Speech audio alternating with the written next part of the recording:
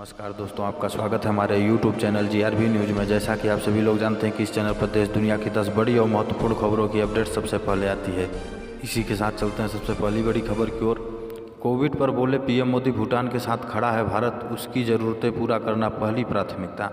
प्रधानमंत्री नरेंद्र मोदी और भूटान के प्रधानमंत्री लोते शेरिंग ने भारत भूटान रुपए कार्ड के दूसरे चरण की शुक्रवार को शुरुआत की। उन्होंने कहा कि सभी भारतीयों की तरफ से मेरे मन में भी भूटान के लिए विशेष प्यार और मित्रता है। जब भी आपसे मिलता हूं तो एक खास अपनेपन की अनुभूति होती है। उन्होंने कहा कि आज हम रुपए कार्ड का दूसरा चरण शुरू कर रहे हैं। भूटान के नेशनल बैंक द्वारा जारी रुपए कार्ड से भारत में एटीएम से 1 लाख रुपए और पॉइंट सेल टर्मिनल्स पर 20 लाख रुपए तक का लेन देन कर सकेंगे। यह भारत में आने वाले भूटान पर्यटकों के लिए पर्यटन, शॉपिंग और अन्य लेन देन हो सकेगा। प्रधानमंत्री नरेंद्र मोदी ने कहा कि कोविड-19 महामारी के कठिन समय में भारत भूटान के साथ मजबूती से खड़ा है। उन्होंने कहा कि पड़ोसी देश की आवश्यकताओं को पूरा करना हमेशा उसकी शीर्ष प्राथमिकता रहेगी।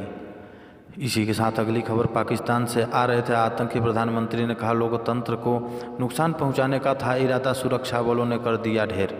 प्रधानमंत्री नरेंद्र मोदी ने जम्मू कश्मीर के नगरोटा में जैश के आतंकी को ढेर करने पर प्रधानमंत्री नरेंद्र मोदी ने सुरक्षा बलों की तारीफ की और पाकिस्तान का नाम लेकर कहा कि वह आतंकी भेजकर भारत को लोकतांत्रिक प्रक्रिया को बाधित करना चाहता है।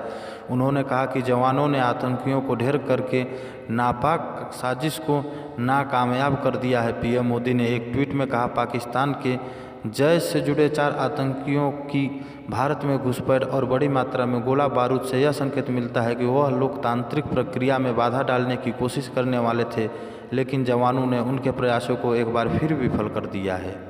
अगली खबर जल जीवन मिशन। पीएम मोदी 22 नवंबर को मिर्ज़ापुर और सोनभद्र में रखेंगे RDWPS की आधारशिला। प्रधानमंत्री नरेंद्र मोदी 22 नवंबर को जल जीवन मिशन के तहत वीडियो कॉन्फ्रेंसिंग के जरिए एक महत्वाकांक्षी परियोजना का आधारशिला रखेंगे। जानकारी के मुताबिक वह उत्तर प्रदेश के विंध्याचल क्षेत्र के मिर्ज़ापुर और सोनभद्र जिलों में ग्रामीण पेयजल आपूर्ति परियोजनाओं पर काम की शुरुआत करेंगे।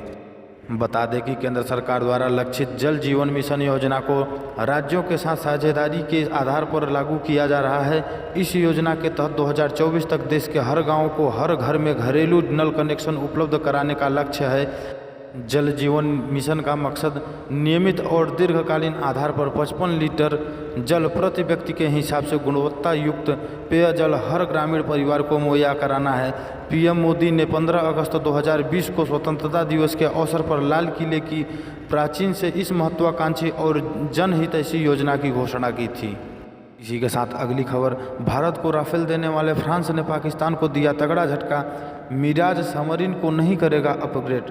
पैगंबर मोहम्मद के विवादित कार्टून मामले में फ्रांस के राष्ट्रपति इमैनुअल मैक्रों पर निशाना साधने वाले पाकिस्तानी प्रधानमंत्री इमरान खान को तगड़ा झटका लगा है। यह झटका फ्रांस ने दिया है। दरअसल फ्रांस ने तय किया था कि वह पाकिस्तान के Mirage fighter jet air defence system Agosta 90V class submarines को अपग्रेड नहीं करेगा। इस पूरे मामले की जानकारी रखने वाले ने सहयोगी अखबार हिंदुस्तान टाइम्स को यह जानकारी दी है।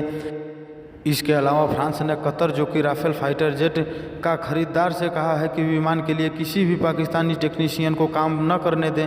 फ्रांस की आशंका है कि कहीं पाकिस्तानी टेक्नीशियन चोरी छिपे फाइटर जेट की अहम जानकारी को इस्लामाबाद को न बता दें। पाकिस्तान पहले भी अपनी इन हरकतों के लिए जाना जाता रहा है और चीन के साथ डाटा शेयर करता रहा है। इसी के साथ अगली खबर, ड्यूटी पर सरकारी कर्मचारी हुआ कोरोना पॉजिटिव तो मिलेगी 30 दिन की ड्यूटी। राजस्थान में सरकारी कर्मचारियों के लिए कोविड के दौर में अशोक गहलोत सरकार ने एक राय दी है कि जी हाँ, यदि ड्यूटी के दौरान सरकारी कर्मचारी कोरोना संक्रमित होता है तो उसे अधिकतम 30 दिन का अवकाश दिया जा सकेगा। इस संबंध में राज्य सरकार ने आदेश जारी कर दिया है कि हेल्थ केयर वर्कर व कोरोना की रोकथाम के लिए ड्यूटी पर कार्य करते हुए राज्य कर्मचारियों के संक्रमित होने पर उनकी चिकित्सकीय उपचार की अवधि अधिकतम 30 दिन हो सकेगी।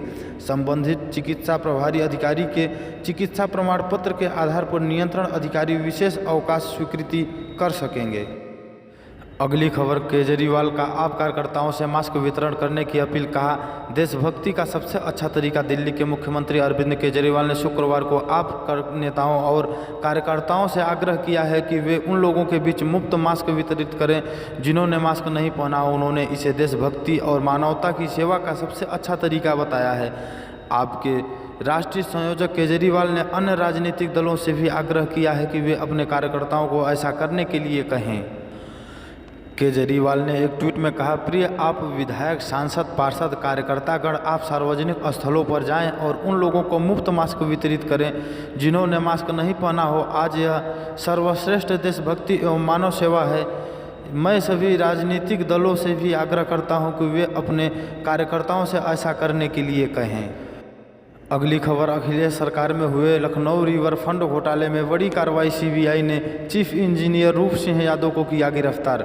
सपा सरकार में लखनऊ में हुए गोमती रिवर फंड घोटाले में केंद्रीय जांच ब्यूरो सीबीआई ने सिंचाई विभाग के तत्कालीन मुख्य अभियंता रूप सिंह यादव और वरिष्ठ सहायक राजकुमार को गिरफ्तार कर लिया है। सीबीआई ने शुक्रवार को दोनों को कोर्ट में पेश करके 4 दिनों की पुलिस कस्टडी रिमांड भी प्राप्त कर ली है।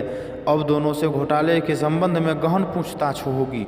आपको बता दें कि सीबीआई लखनऊ की एंटी करप्शन ब्रांच ने प्रदेश सरकार के निर्देश पर सिंचाई विभाग की ओर से लखनऊ के गोमती नगर थाने में दर्ज कराए गए मुकदमा को आधार बनाकर 30 नवंबर 2017 में नया मुकदमा दर्ज किया था। इसमें सिंचाई विभाग के तत्कालीन मुख्य अभियंता अब सेवानिवृत्त गुलेश चंद एसएन शर्मा व काजिम अली, तत्कालीन अधीक्षण अभियंता अब सेवानिवृत्त शिव मंगल यादव, अखिल रमण कमलेश्वर सिंह व रूप सिंह यादव तथा अधिशासित अभियंता सुरेश यादव नामजद हैं।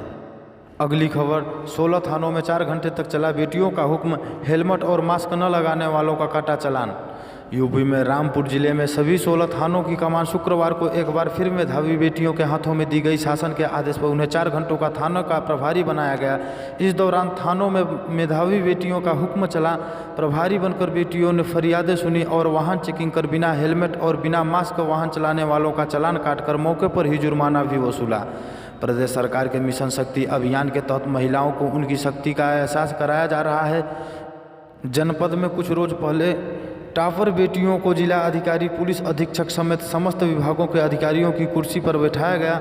बेटियों को न सिर्फ कुर्सी दी गई बल्कि सभी अधिकार भी दिए गए थे। अगली खबर, मणिपुर के स्कूलों और कॉलेजों में संस्कृत पढ़ाई जाएगी।